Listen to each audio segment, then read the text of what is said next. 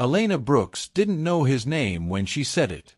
She didn't know that the man sitting in booth 7 could make one phone call and erase a life. She didn't know he owned half the city through fear, favors, and blood. All Elena knew was that her hands were shaking from exhaustion, her feet ached from a double shift, and her father's medicine was running out in 3 days. So when the man in booth 7 slammed his coffee mug against the table and shouted loud enough to stop the entire diner, Elena leaned in close, stared him dead in the eyes, and whispered a sentence so reckless it could have gotten her killed. "Shout at me again, and I will end you." Silence hit the room like a gunshot. Every fork stopped clinking. Every breath held. And the man in booth 7 smiled. Not because it amused him. Because it shocked him. Because no one talked to Vincenzo Moretti like that. And for the first time in years, he didn't feel like a king. He felt like a man. She threatened the Mafia boss. Then he made her an offer that changed everything. The Cornerstone Diner sat off a cold Chicago side street where the wind always found a way inside, through cracks in the door, through windows that never sealed right, through people who walked in carrying their problems like wet coats. Elena worked there because the diner didn't ask questions. No background check. No personal life. Just show up, smile, survive. She was 26, with tired eyes that still tried to look hopeful. Her hair was always pulled back tight, not because she liked it, but because it made her feel controlled when everything else wasn't. Every night, after her shift, Elena walked up 2 flights to a small apartment that smelled faintly of disinfectant and lemon tea. That's where her father lived. Ray Brooks used to be strong, construction foreman, loud laugh, big hands. Now he was thin, pale, and trapped in a body slowly betraying him. The disease had a cruel rhythm, good mornings, bad nights, and weeks where even breathing looked painful. Elena kept a notebook on the kitchen counter. Rent, utilities, food, hospital debt, and a final column that always haunted her. Medication. It wasn't optional. Without it, her father's body spiraled fast. The pills cost more than Elena earned in a month. And the clock never stopped ticking. That was the truth behind Elena's smile at work. That was why she never let customers humiliate her for tips anymore. Because when your life becomes a battlefield, you stop letting strangers win small wars. That night began like every other. Grease smell. Old jukebox. Snow tapping the windows. Elena was wiping down a table when the bell above the diner door rang. She looked up, and instantly knew something was wrong. It wasn't the man who walked in first. It was the way the room reacted to him. A heavy-set guy with a shaved head scanned the diner like he owned it. 2 others followed, black coats, sharp eyes, silent movements. Then the last man entered. Tall, calm, expensive. His presence didn't demand attention. It took it. He wore a dark tailored coat, not flashy, but perfect. His hair was neatly cut, his face clean-shaven except for a faint shadow like he didn't bother trying too hard. The kind of man who didn't need to prove anything because the world already did it for him. He slid into booth 7 without speaking. His men sat nearby, spread out, like the diner was now a perimeter. Elena noticed the old trucker at the counter suddenly paying his bill without finishing his food. A couple near the window got up and left. Even the cook in the back went quiet. Elena didn't understand why. Not yet. She grabbed a menu and approached booth 7. "Hi," she said evenly. "Coffee." The man looked up slowly. His eyes were dark, focused, measured, too controlled. "Black," he said. Elena poured the coffee, set it down, and turned to leave. "Wait." The word wasn't loud, but it made her stop. She glanced back. The man stared at the mug like it offended him. "This is cold." Elena frowned slightly. "It's fresh.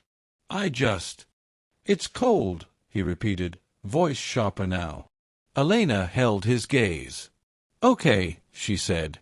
"I'll make a new pot." She returned 5 minutes later with a steaming refill. She poured carefully. The man took one sip. Then he set the cup down like he was making a point. "Still cold." One of his men smirked, like he enjoyed this. Elena looked at the coffee. Steam still rising. Her jaw tightened. "Sir," she said, calm but firm, "it's hot." The man's eyes narrowed. "I said it's cold." Elena felt something inside her snap. Not rage, not emotion, something colder. The exhaustion. The stress. The nights watching her father struggle for breath. The humiliations she'd swallowed for years. And now this man, sitting like a prince in a cheap diner, treating her like she was nothing. He leaned forward and raised his voice. "Do your job right." His voice carried. The diner went silent. Elena's hands didn't shake. She leaned in close enough that only he could hear her. And that's when she said it. The sentence that should have ended her life. "Shout at me again, and I will end you." You could hear the kitchen clock ticking. Someone dropped a spoon in the back, and it sounded like a scream. The man's associates stiffened. One of them started to rise, hand moving toward his jacket. Elena didn't move. Her heartbeat didn't even feel loud anymore. Because in that moment, Elena wasn't thinking about consequences. She was thinking about dignity. The man in booth 7 stared at her for a long time. Then, very slowly, he smiled. Not a warm smile. Not a cruel one. Something else. Interest. Like he'd just met someone he couldn't predict. He held up one hand to his men, barely a gesture. They stopped. He spoke softly now. "What's your name?" Elena blinked, thrown off. "Does it matter?" she said. His smile widened just slightly. "Yes." She hesitated. "Elena." He repeated it like he was tasting it. "Elena." He tapped the table once with his knuckles. "And you threaten strangers often, Elena?" "Only the ones who forget I'm a person." A pause. Then he leaned back in the booth, calm again. "You're brave," he said. Elena let out a short laugh, humorless. "No. I'm tired." That seemed to hit him. Something in his eyes shifted. Just for a second. Like the mask cracked. Then it was gone. He reached into his coat and pulled out a business card. Set it on the table. "I'm Vin Moretti," he said. The name meant nothing to Elena. But the way the diner reacted, the way the cook stopped moving, the way the cashier's face drained of color, that told her everything. Elena's stomach tightened. Vin Moretti. And suddenly, she understood why the air felt different. She'd just threatened the kind of man people didn't threaten. Vin stood. Not aggressively. Just effortlessly. He looked down at her. And when he spoke, his voice was quiet, dangerously calm. "I don't like being shouted at either," he said. Then he started to walk away. Elena held her breath. He stopped at the door. Looked back. "And Elena?" "Yes." His eyes locked on hers. "I'll be back." And then he left. The diner stayed frozen for a moment after he was gone. Then noise rushed back in like a wave. "Oh my God!" someone whispered. The cashier turned to Elena, panicked. "Do you know who that was?" Elena swallowed. "He told me." One of the older waitresses grabbed Elena's arm hard. "Are you out of your mind? That's Vin Moretti." Elena frowned. "Who?" The woman's eyes widened like Elena was a child playing with fire. "He's not just some businessman. People disappear around that man." Elena's mouth went dry. She looked down at the business card still on the table. Vincenzo Moretti. A number. No title. Just power. Elena forced herself to breathe. She had bills. A sick father. A life hanging by a thread. She didn't have time to be afraid. But fear didn't ask permission. That night, when Elena walked home, she felt it. A car that rolled too slowly behind her. Headlights lingering. Not close enough to threaten. Just close enough to remind her. Vin Moretti didn't forget people. Elena got home and found her father asleep on the couch, an oxygen tube tucked beneath his nose. She covered him with a blanket, then sat at the kitchen table. The medication bottles were lined up like soldiers. Her notebook was open. She stared at the numbers. Then she heard the buzz of her phone. Unknown number. She didn't answer. A text appeared instead. "You're not invisible anymore." No name. But Elena knew. Her fingers tightened around the phone. Her throat felt tight, but she forced herself to swallow it down. Outside her window, the snow fell quietly. Inside her chest, something else was falling too. The peace. The normal. The life she understood.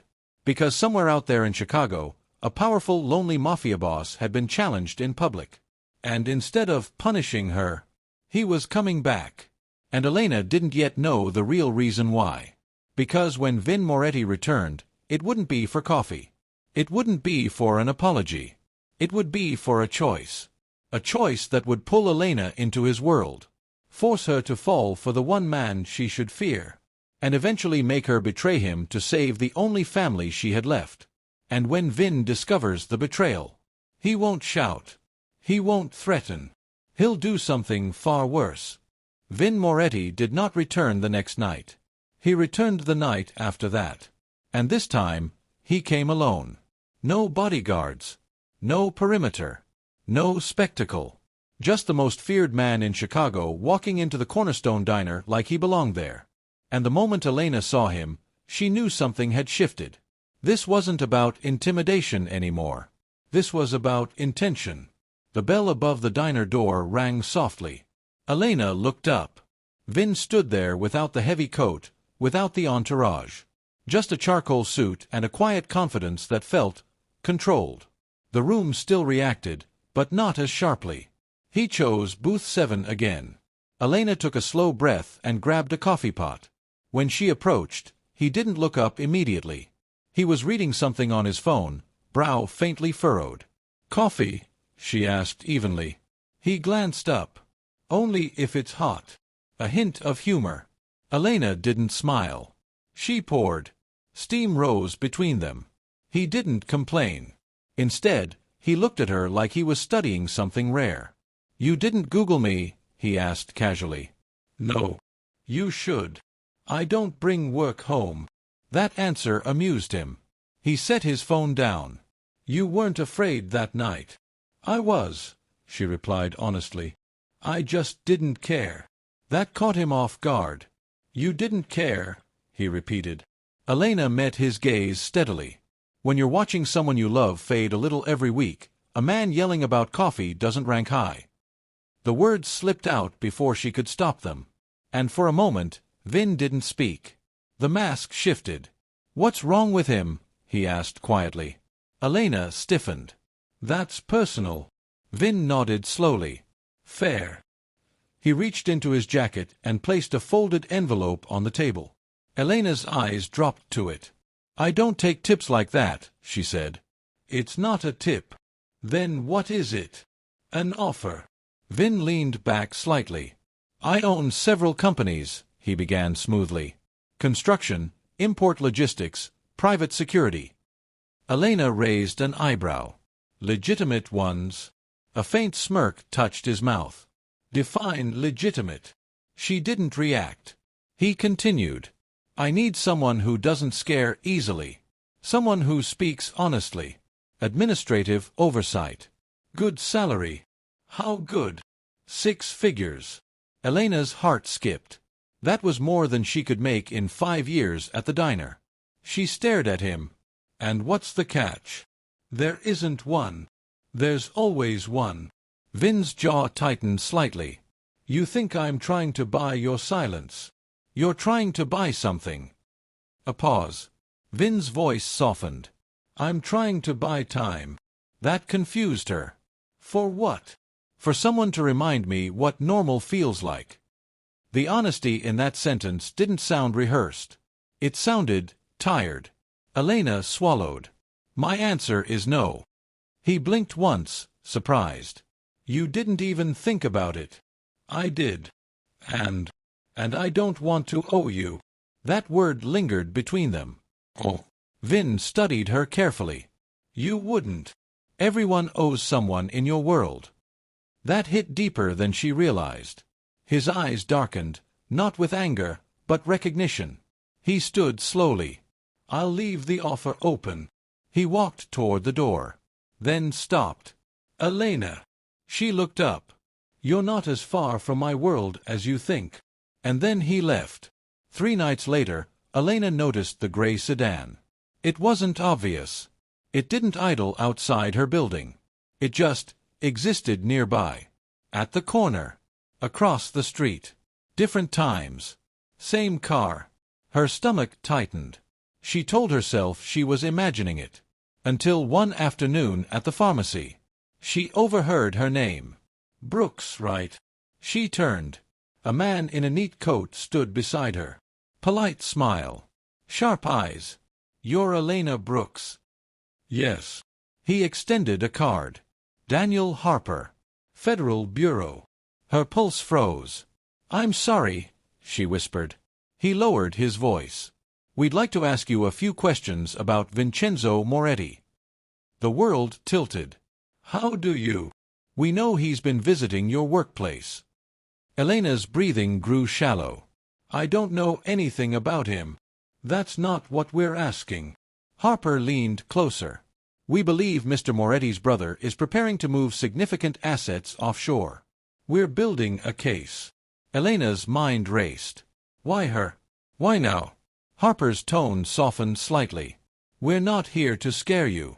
But you should understand something. He slid a small file toward her. Inside were photos.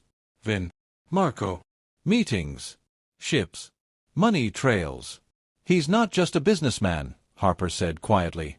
We know. Elena's voice barely came out. Harper studied her carefully. Do you? That night, Elena found her father struggling to breathe again. The medication wasn't working as well. The doctor had warned her this might happen. New treatment was available. Experimental. Expensive. Her father squeezed her hand weakly. Elena, don't let your life shrink around me, he whispered. Tears blurred her vision.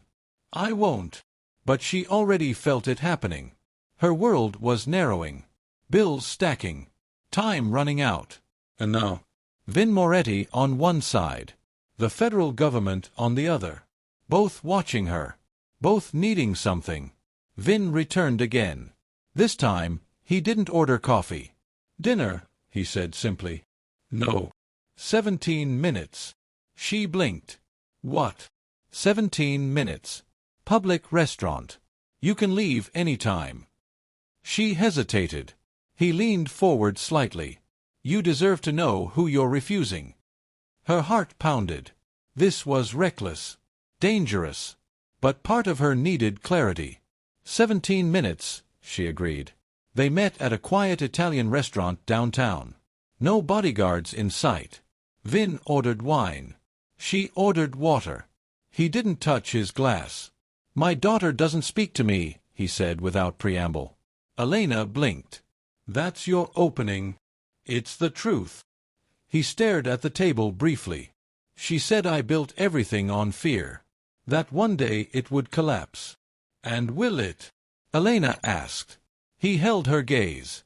Only if I don't change. And are you? A pause. I want to. There it was again. Not dominance. Not manipulation. Vulnerability. For a moment, Elena forgot the file in her purse. Forgot the agent's card. Forgot the gray sedan. She saw only a man trying to outrun his own legacy. And that was dangerous. Because empathy is the first step toward love. Later that night, as Elena walked home, her phone buzzed again. Unknown number. A message. We can help with your father's treatment. It wasn't signed. But she knew it wasn't Vin. Federal leverage had entered the game. And now Elena stood at the center of something much bigger than coffee, pride, or attraction. Because soon, she would be forced to choose. the man who was slowly falling for her, or the only chance to save her father's life. And when that choice comes, love won't be enough. Elena Brooks never thought the heaviest thing she would ever carry would weigh less than a phone. It fit in her palm, small, black, silent, but once it was turned on, it could destroy a man. And the worst part? She wasn't doing it because she hated him. She was doing it because she loved someone else more. The gray sedan didn't follow her this time. It waited, parked 2 blocks from the diner, engine off. Daniel Harper stood outside it, hands in his coat pockets, looking less like a federal agent and more like a man who knew how this story would end. Elena approached slowly. "I said I don't know anything," she said quietly. Harper nodded. "I believe you. Then why am I here?" "Because you're close to him now." Elena's stomach tightened. "It's dinner. That's all." Harper didn't smile. "You don't have dinner with Vincenzo Moretti unless he sees something in you." Silence hung heavy. He opened the car door and handed her a folder. Inside, updated financial transfers. Offshore movements. Marco Moretti's name highlighted repeatedly. "He's preparing for something," Harper said. "An exit. Or a collapse." Elena closed the folder. "I'm not part of this." Harper's voice softened. "We can make sure your father gets into the Northwestern Research Program." Her heart stopped. That's impossible. The wait list is. Not if we prioritize it." Elena stared at him. "You're offering medical access in exchange for what?" "Information." Her throat tightened. "I won't lie to him." "You don't have to lie," Harper replied calmly. "Just listen." He pulled out a small device. "Audio only. No tracking. Wear it when you meet him. If he talks business, we need to know." Elena's voice trembled slightly. "And if I say no?" Harper didn't hesitate. "Then we proceed without you." "And my father?" Harper looked at her carefully. "We can't interfere in medical placement without cooperation." There it was. Not a threat. A reality. Elena felt the walls closing in. On one side, a powerful man who was slowly showing her his real heart. On the other, her father, fading in front of her eyes. And somewhere in between, her own soul. Vin picked her up the next evening. No driver. No convoy. Just him. He opened the passenger door himself. She noticed that. Small things mattered. Inside the car, soft jazz played. "You look tired," he said gently. "So do you." He exhaled. "Marco's under pressure." Her pulse quickened. She kept her tone neutral. "Business pressure." He glanced at her briefly. "Government." The word sat heavy between them. Elena's hand instinctively moved to her coat pocket. The device was there. Silent. Listening. "I built something strong," Vin continued. "But strength attracts enemies." "And are you guilty?" she asked quietly. He didn't answer immediately.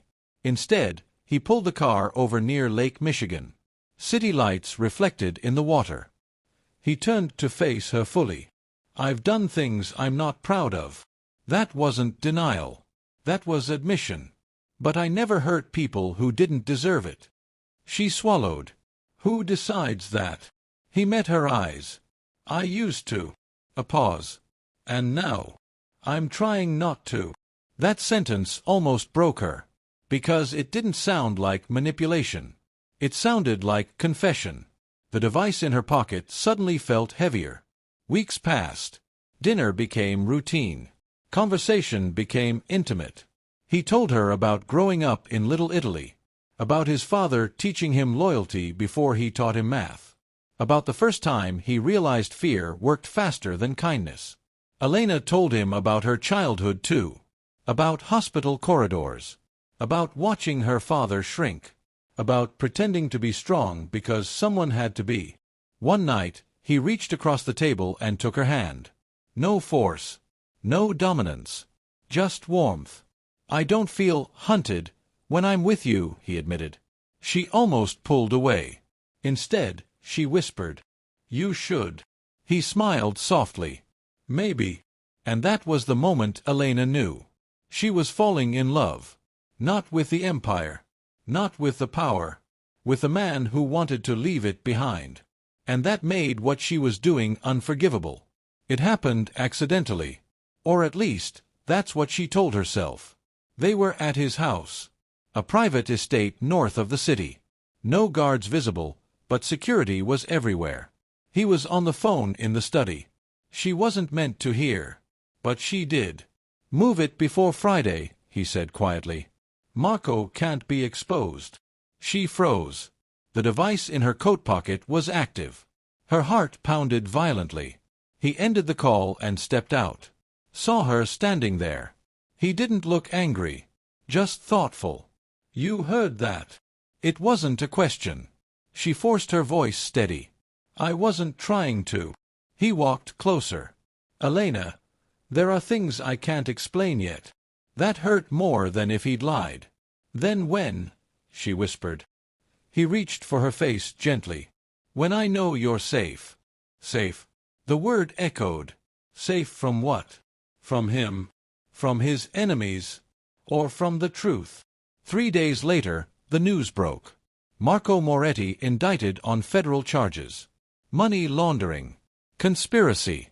Asset concealment. Elena's blood ran cold. She hadn't given names. She hadn't spoken details. Just audio. Just fragments. But it was enough. Vin called her that night. His voice wasn't angry. It was hollow. "They arrested him." She closed her eyes. "I saw." They had exact timestamps. Her heart slammed against her ribs. They knew about the offshore transfers. Silence filled the line. "Elena," he said slowly, "have you ever lied to me?" The question pierced straight through her. Her mouth went dry. "No," she whispered. And technically, she hadn't. She just hadn't told the truth. He exhaled softly. "Good." The trust in that single word felt like a blade. Harper met her again. "This is working," he said quietly. "You didn't tell me it would move this fast. Your recordings accelerated probable cause." She felt sick. "I didn't want him arrested." "We're not after him," Harper replied. "We're building the bigger case." Elena's voice cracked. "He trusts me." Harper studied her carefully. "And you trust him?" She hesitated. "Yes. That's the problem." He handed her another device. "This time, we need clarity. Financial restructuring. Shell companies. He's moving assets into clean businesses." Elena looked at the device like it was poison. "I can't." "You can. And if I stop." Harper's voice lowered. "Your father's research placement is pending final review." The message was clear. She wasn't just helping anymore. She was trapped. That night, Elena sat beside her father's hospital bed. Machines hummed softly. Her father squeezed her hand weakly. "You look scared," he whispered. "I'm not," she lied. But for the first time in her life, she was terrified, because she realized something devastating. She wasn't just choosing between love and family anymore. She was choosing which man would survive. And when Vin finds out, he won't shout. He won't threaten. He'll understand. And that might be the most dangerous reaction of all. The night Vincenzo Moretti discovered the betrayal, he didn't break anything. He didn't yell. He didn't send men. He didn't even call her. He simply sat in the dark of his study, replaying the audio file for the 3rd time. Her voice. Soft. Careful. Close to him. And beneath it, the faint distortion only someone who lived in his world would recognize. A wire. And in that moment, the most feared man in Chicago realized something far more painful than being investigated. He had fallen in love with the one person sent to destroy him. It wasn't the FBI that made the mistake. It was one of Vin's own security analysts. A quiet man named Luca who monitored signal interference around the estate. He noticed something small. An unusual frequency spike during one of Elena's visits. At first, he dismissed it. Then Marco was indicted. Then federal timing aligned too perfectly with private conversations. So Luca ran a deeper sweep. And there it was. A low-grade transmission signal that activated only when Elena was inside the property. Luca brought the findings to Vin personally. Vin dismissed everyone from the room. He listened to the recording Luca had isolated. It wasn't incriminating enough to arrest him, but it was enough to connect dots. Vin sat back in his chair. His expression didn't change. He simply said, "Leave us." Luca hesitated. "Sir." "Leave." When the room emptied, Vin leaned back and closed his eyes. He didn't think about prison. He didn't think about Marco. He thought about her laugh at dinner. Her hand in his. The way she looked at him like he was still capable of becoming better. And he realized something crushing. She hadn't betrayed him because she hated him. She betrayed him because she believed she had to. And that hurt more. He didn't summon her. He went to her. The Cornerstone Diner was nearly empty when he walked in. No entourage. No fear display. Just him. Elena saw him immediately. And she knew. She didn't know how. But she knew. The way he walked. The way his eyes held no anger. Just certainty. He slid into booth 7. She approached slowly. "Coffee?" she asked quietly. He shook his head. "No." Silence stretched between them. Finally, he spoke. "How long?" Her hands tightened around the coffee pot. She didn't pretend not to understand. "A few weeks." He nodded once. "For your father." It wasn't a question. Tears filled her eyes. "Yes." He studied her face carefully. "Did you ever love me?" The question broke something inside her. "Yes." The honesty in her voice shook. He believed her. That was the worst part. He leaned back slightly. "I would have paid for his treatment." "I know." "Then why?" "Because if I took it from you, I'd owe you." There it was again. Oh. The word that had defined everything. "You chose them," he said softly. "No," she whispered. "I chose him." They stared at each other across the table. Two people who understood loyalty too well. "You know what this means," Vin said calmly. "Yes." "I can't keep you near me." "I know. And I won't hurt you." Her breath hitched. "I know." That was the difference between the monster the world believed he was, and the man she had come to love. He stood slowly. She stood too. For a moment, neither moved. Then he stepped closer. Not to threaten. To say goodbye. He touched her cheek gently. "You were the only person who made me want to be better," he said quietly. Tears slid down her face. "And you were the only one who showed me you could." He let his hand fall. Then he walked out of the diner without looking back. The federal case moved fast after that. More indictments. More freezes. More pressure. But Vin was careful. Too careful. He'd already begun restructuring months ago. Moving assets into legitimate ventures. Cutting ties. Shifting ownership. When agents finally came for him, they didn't have enough. He wasn't arrested. But his empire was weakened. Marco took the fall. The old operations collapsed. And Vin stepped back publicly. He announced investments in legal construction and urban development. The headlines called it rebranding. Only Elena knew the truth. He had been trying to change. And she had forced the timing. Her father received the experimental treatment. Federal assistance ensured placement. Weeks later, his breathing stabilized. Color returned slowly to his face. Elena should have felt relief. Instead, she felt hollow. Because love doesn't disappear when you choose against it. It lingers. Like smoke after fire. 3 months passed. No calls. No cars watching her apartment. No gray sedans. Her father began physical therapy. Life looked almost normal. Then one evening, an envelope arrived. No return address. Inside, a single photograph. Lake Michigan at night. The exact place he had once parked the car and confessed he wanted to change. And beneath it, a handwritten note. "You saved him. I saved myself." That has to be enough. V. Elena pressed the paper to her chest and cried harder than she had the night he walked away. Because she understood something now. He hadn't retaliated. He hadn't exposed her. He hadn't fought back. He had chosen silence. And sometimes, silence from a powerful man is the loudest declaration of love. A year later, Elena still worked at the diner. But not because she was trapped. Because she was rebuilding. Her father's health was stable. She had enrolled in night classes, planning a future that wasn't built on escape. One cold Chicago evening, the diner bell rang. Her heart jumped instinctively. But it wasn't him. Just another customer. Vin Moretti never returned to Booth 7. He expanded legitimate businesses. Stayed out of headlines. Rumors said he had become quieter. More strategic. Less violent. But never weak. And sometimes, late at night, Elena would wonder. If she had chosen differently, would they have survived together? Or would love have destroyed them both anyway? Because in the end, this wasn't a story about a waitress and a mafia boss. It was a story about loyalty, and the impossible weight of choosing who to save. She saved her father. He saved her life. And both of them lost the only thing they truly wanted. Each other.